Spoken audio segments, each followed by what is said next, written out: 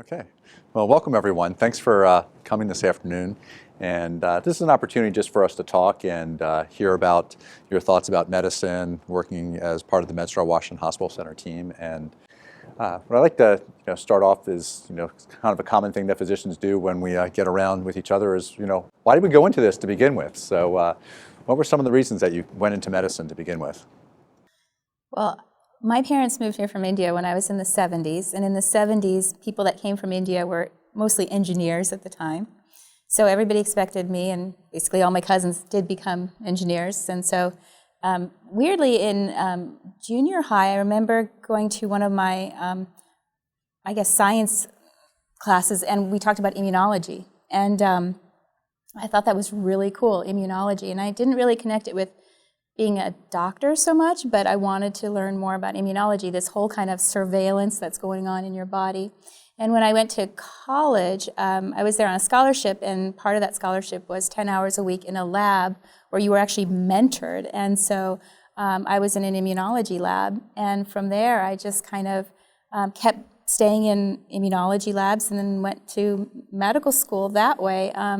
I remember doing like sequencing gels when you were still looking at sequencing gels with the big gels.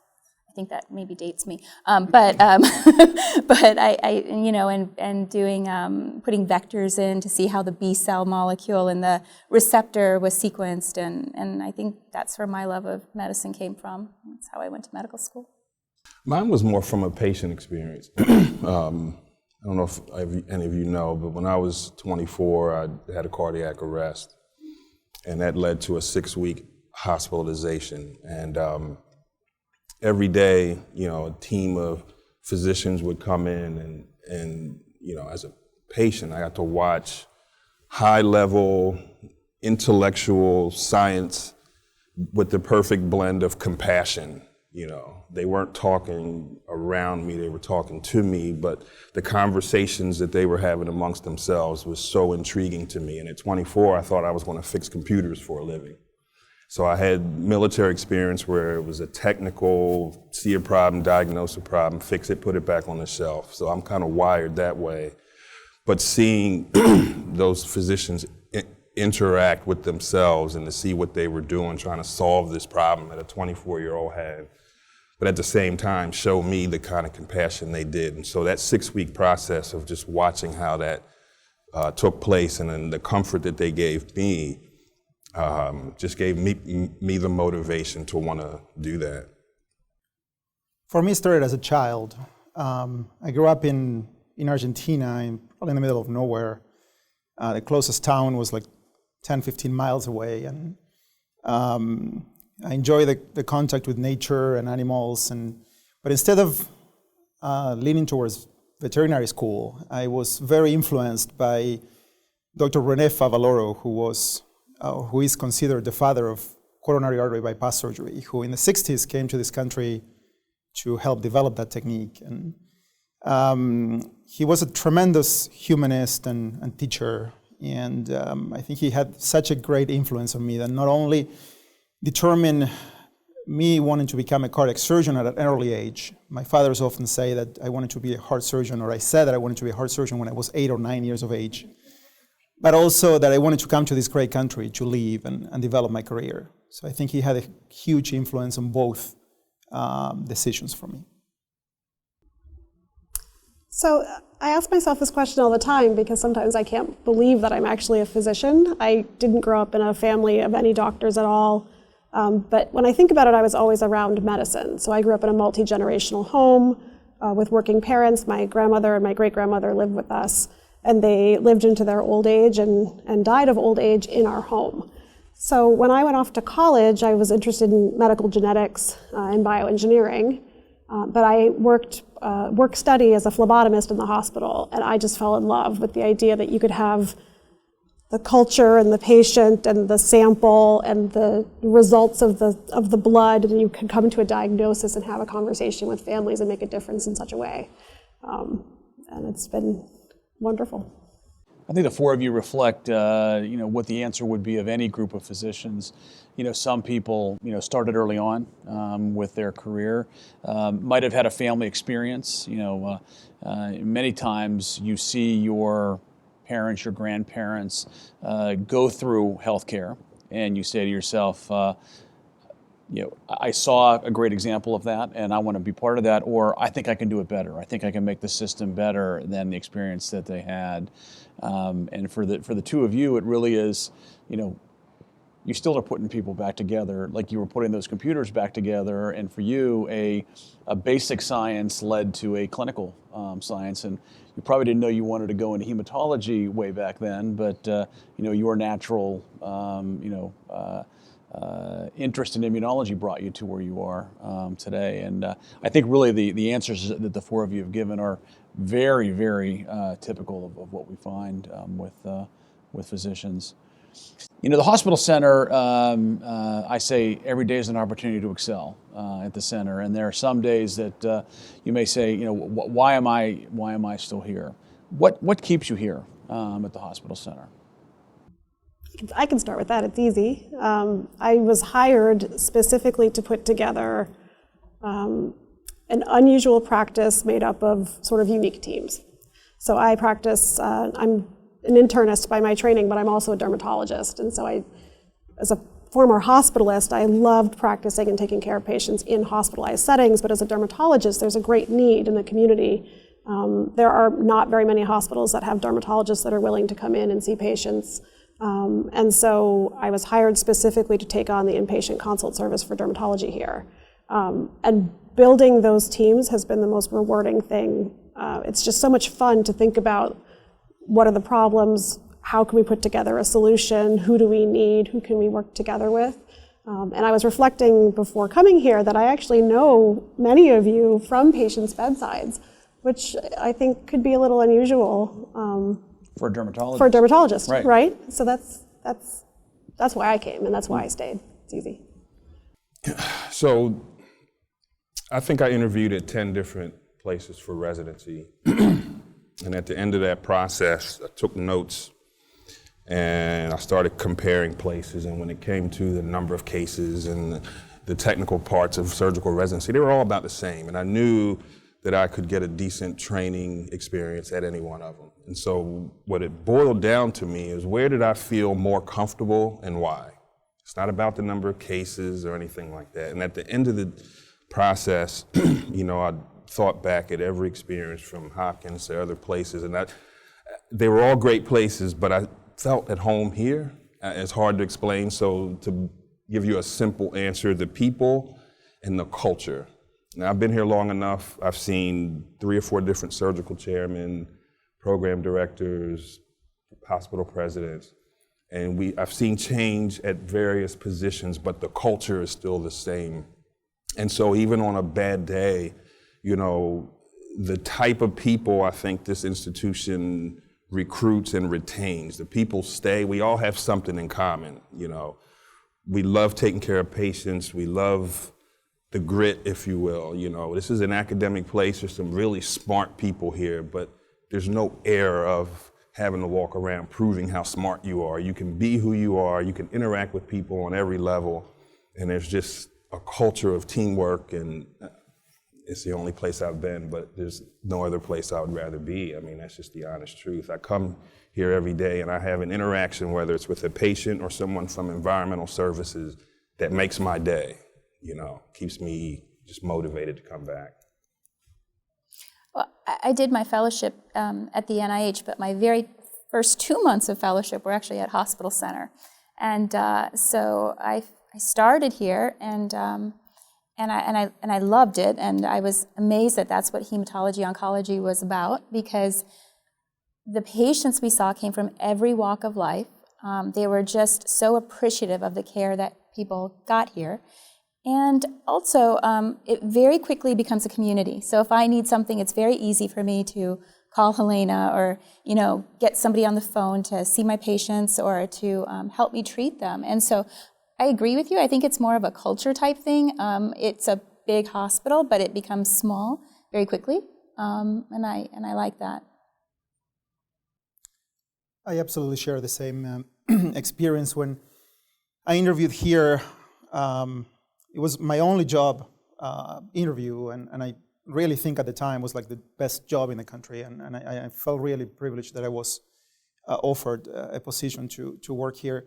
I think the team concept is just incredible in this place.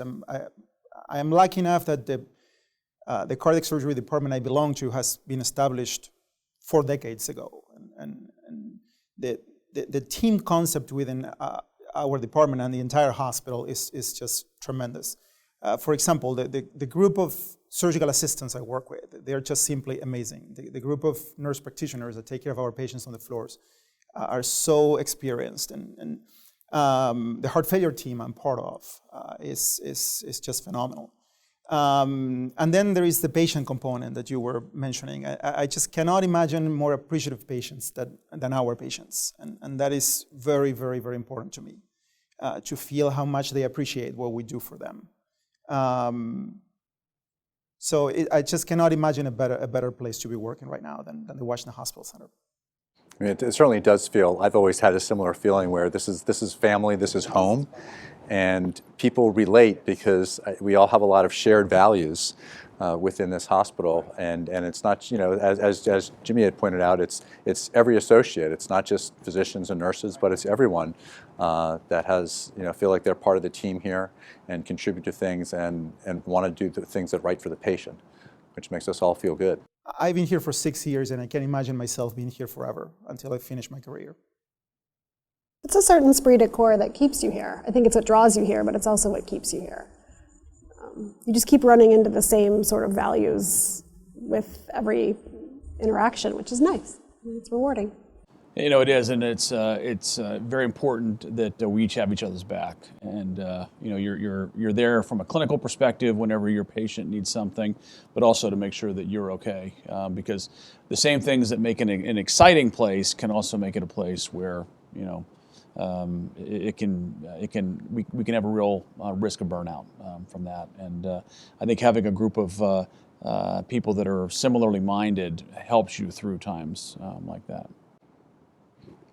I think one of the challenges and rewarding things about working at a place like the hospital center is that we are that tertiary referral center, so we have people come from afar to the services here, but we also serve the community. And we have interesting and challenging cases from both far away and from our local community, which is it's interesting and can be extremely rewarding about that. And if anyone wants to talk about maybe a couple, one or two kind of really rewarding cases where they feel that, and we all feel good at the end of the day from what we do, but sometimes there's that really special case, and I know it's sort of awkward that we refer to patients as cases, but that's what we do, where you had that special patient experience where you really felt you really made a difference in one person's lives, and maybe it's more than one, because when you treat one person, you're often treating their family and things that have come along. Well, I think, so I have many special cases, but I have to say in oncology, one of the things that I've noticed is when patients come in, they're coming to the oncology clinic, you can't get much more stress than that. And the first time they meet you, they have this face that is completely anxiety-ridden, and they look very scared. And once you start talking to them, they feel that they can relate to you. You explain the situation.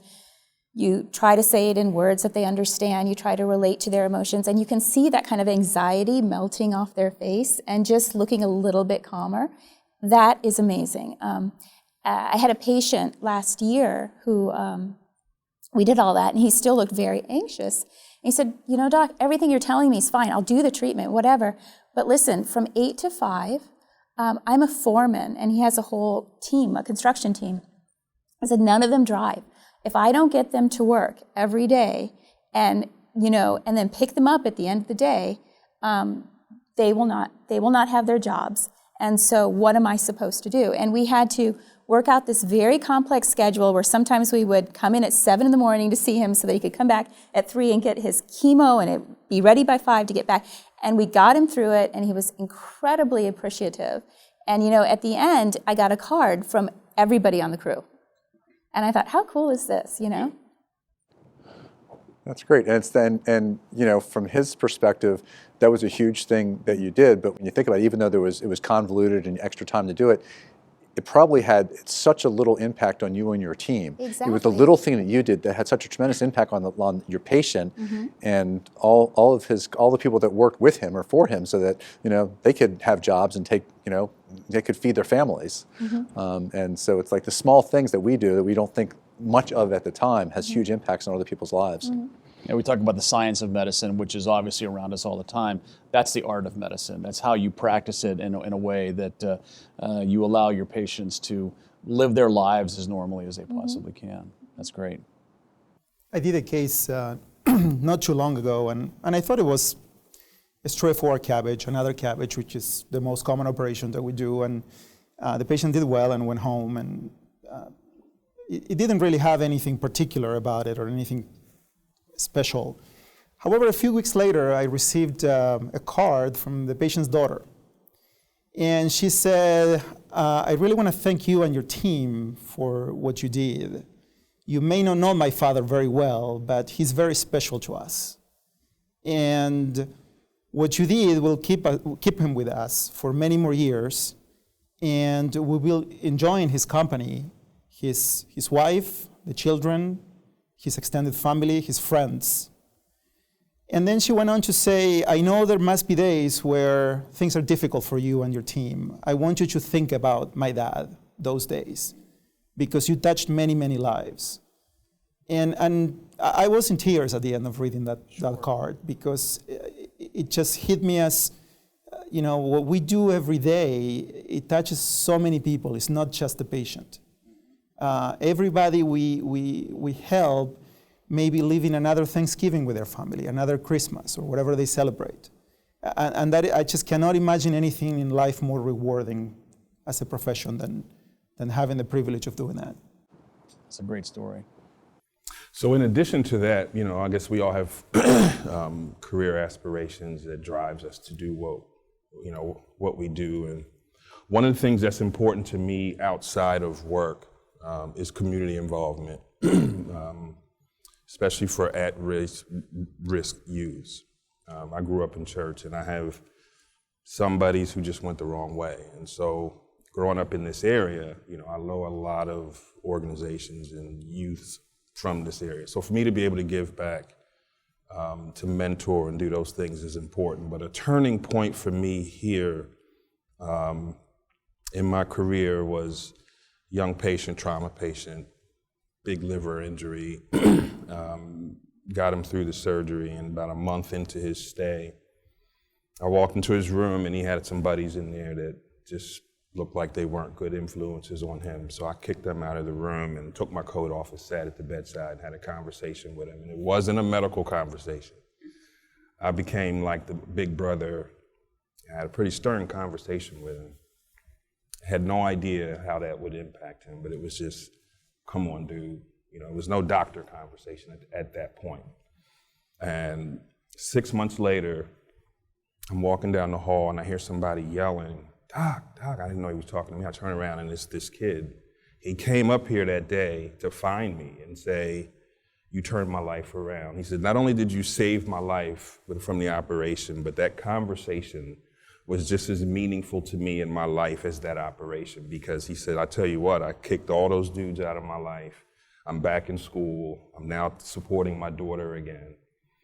And, you know, I was overwhelmed with emotion, because up until that point in my career, you know, I could feel good at the end of the day because I took out a spleen and saved a life, you know.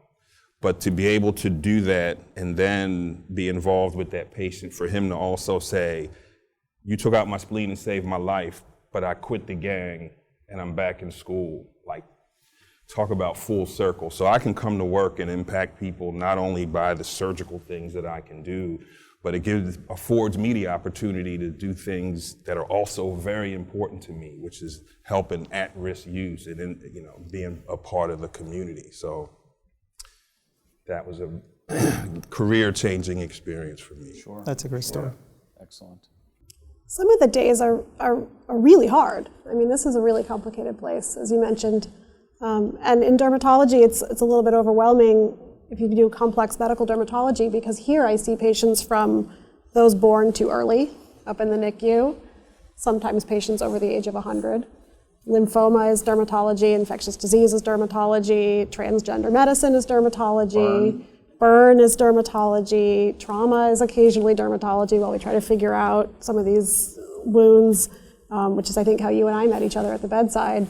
Does it or does it need debridement, and what timeline should that happen? And there are days where I get in my car and I sit down and I'm like, whew, that's a lot, you know? But you make such a difference. You make such a difference for the patient's families and for the patient in front of you. So many of the folks that I see here have never had the opportunity to access dermatologic care. You know, they've been treated by their primary care doctor to the best of their ability, or their pediatrician to the best of their ability. They've been transferred from outside hospitals that didn't have dermatology available, and so they're finally able to get that expertise. And I really just try to take a big, deep breath, ask myself, what does this look like if this interaction is easy, right? What's the best possible care I can provide? Go into the room and see the person before you and really do, as you mentioned, kind of construct the conversation around the family and the patient in the room.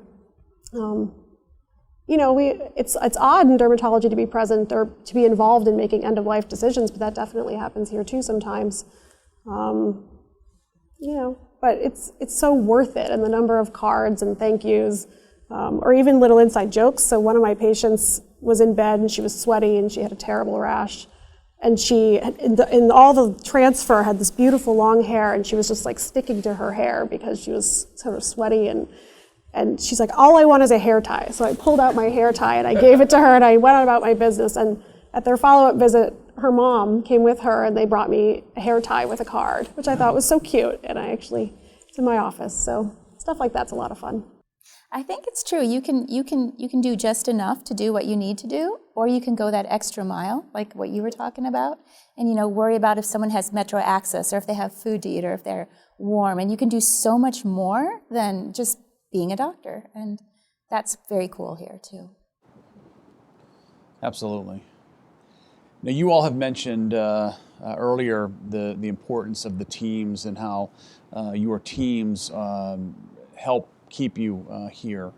Can you give me some examples of where a team in action that you've been involved with or you have witnessed has made a difference here at the hospital center? I can speak. I mean, that's really easy. I could not do my job without the burn ICU and the folks up there. I am indebted to them. We've developed a real trust with each other. And when I have a patient who's coming in with a severe cutaneous adverse reaction, like Stevens-Johnson syndrome or toxic epidermal necrolysis, and their skin is falling off, I can call them and they trust me, and I say, I think this person needs to be upstairs, and we all know our role at this point, and it's been really wonderful. And that's just one example of many in the hospital, but it's, everyone really pitches in to make sure it's not a thermal or an electrical burn, but they still have their place, and I couldn't do it without them. Well, I have a group of my skin lymphoma patients that are young women that I could not treat without Helena, because sometimes those rashes and those wounds look really kind of gnarly, and sometimes I don't know how the best care for the wounds, or if it even is a wound, or if it's part of their lymphoma. And so it's very helpful when dermatologists will come to my clinic and look at these things, as well as wound care sometimes. So it's always nice.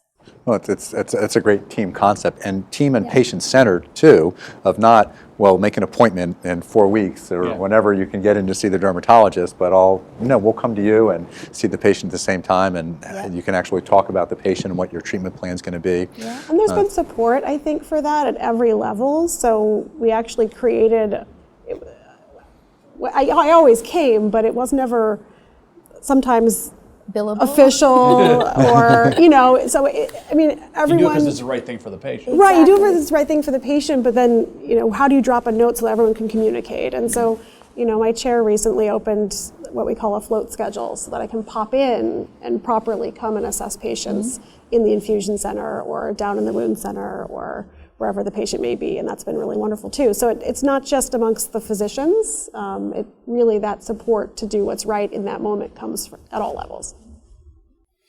I really didn't think about it from that perspective until just now. The value and importance of teamwork, because things just sort of happen in our department. For example, Code Yellow comes in. Now, this is what my partners and I do every day. We love it. But for us to have a successful outcome, from the time that patient hits the door, we have MedStar nurses, which are unique in and of themselves.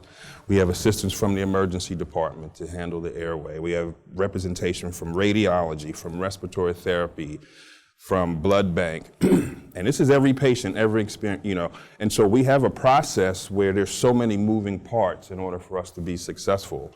And even before we make it downstairs to the operating room, the anesthesiologist is activated, the perfusionist, or there are times when I have to call CT surgery because of a particular injury, and there's a way to do it, and we do it, and CT surgeon comes in and takes over, the perfusionist, the IR, they're coming in from home, and we're, I think now, like, this process happens every day, and whenever there's a glitch, we fix it, but the amount of teamwork it takes for us to care from one patient from door to discharge, and I don't want to name names and leave anybody out, but I think every department has a role.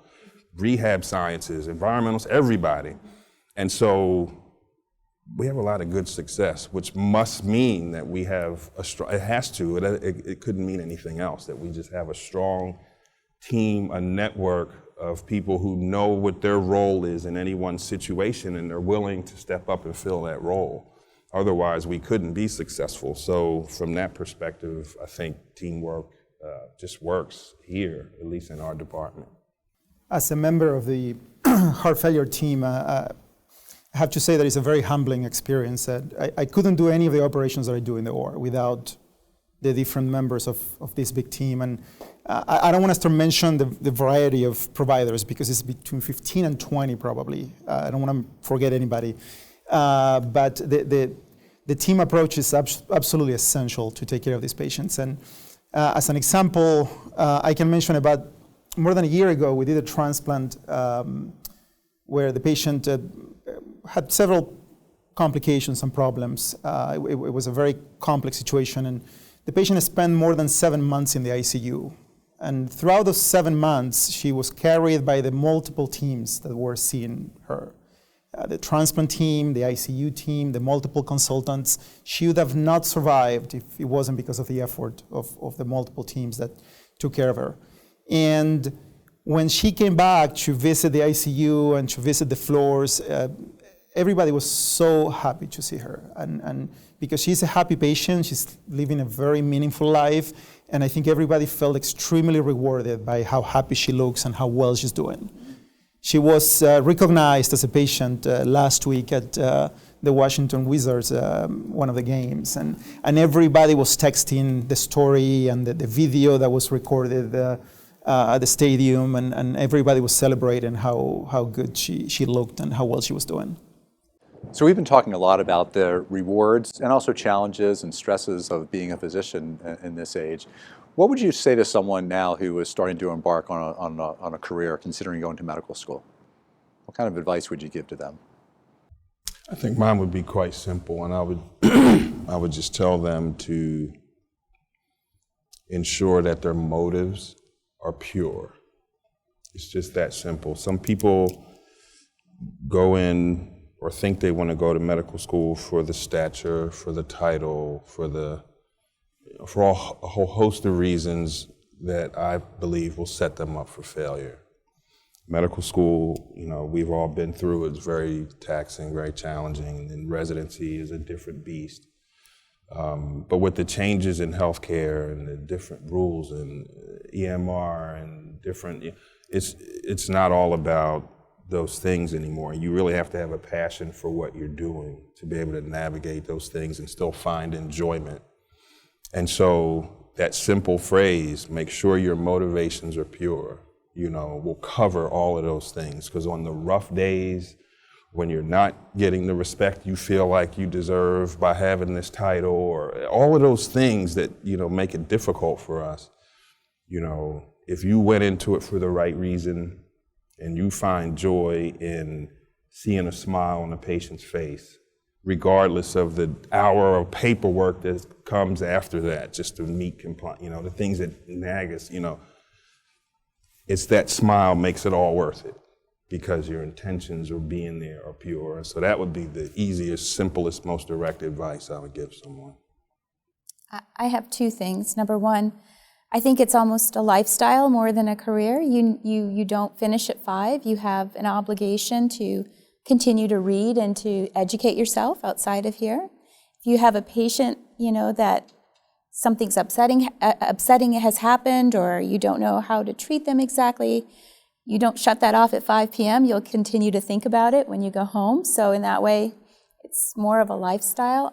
You know, when I go on vacation, I'm still thinking about my patients. I still look at my emails. Maybe I'm not supposed to, but I do.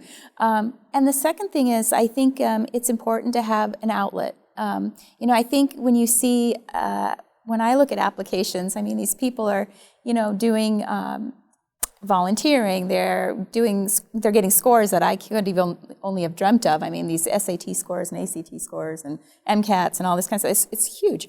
But at some point, you have to find something that you love, something you enjoy outside of medicine, to kind of keep you, as you were saying, intact, so you don't kick the dog. Maybe you go for that run or that swim or something like that. Or bike. Yeah, you need something. I mean, I think medicine, physicianhood is a profession. I mean, a profession is very different from a job. It has different ethical obligations. It has a different, I mean, it has a calling to it. And so if you're called to do this and you're willing to make the sacrifices and you've done the research to know what those sacrifices are and you still have that desire, I think you will succeed. Anybody can study hard, read books, and take tests, right? So, but that's not what medical school and that's not what doctoring is about. It's about grit and doing the right thing even when the right thing isn't the easy thing. You know, having that internal voice that tells you, well, okay, I really shouldn't put this off until tomorrow because today I could make a difference. I think all of that helps to sort of call and pull the right people into doctoring. And then find your community. You know, find those people that inspire you, get those mentors. Don't be afraid to ask for someone to mentor you. That's something I had to learn along the way. You know, I didn't grow up around doctors, so I didn't know what that looked like. But if I let somebody know I was interested, you know, more often than not, somebody would take me under their wing and at least let me watch or tell me what they were doing. When I was a phlebotomist, it made all the difference to me. And I think if you want to be a doctor, there's no other answer. You'll be a doctor, right? It's sort of self-selects. I think that's wonderful advice. I couldn't agree more that you have to have that call or that passion or whatever you want to call it to become a physician. I would tell the person that I could not imagine any profession more rewarding than helping the ill patient to heal and to carry on with a healthy life. And because as we've been talking, we impact not just the patient, but their families, their friends, and the community ultimately. But I think the expectations have to be in the right place. They have to be realistic. It is not easy to practice medicine these days. It is not easy to find a balance between a career and personal life. It's not impossible, but it's not easy. You have to work on that. So I think the expectations have to be in the right place before you embark on this career. Otherwise, you will fail probably. I think you all have given great advice. You know, you have. You are great examples of people who have made this decision that is involves selflessness, involves putting the patient above, I need to go to the grocery store, I want to go see a movie, whatever it is. You're there for your patients 24/7, 365. Again, balance is important. You do need another alternative. You can't be constantly thinking about that. You need something to let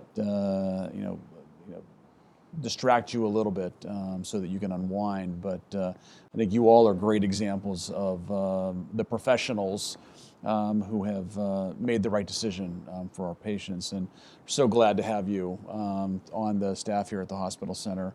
And I want to thank you for participating in this particular session. I think you've given a great assessment of what it's like to be a physician here at the hospital center. Great examples of the teams that you participate on, and why we are all here. And it's for our patients first and foremost, but we provide that best care, doing it all collectively together as that one team. So thank you very much for coming.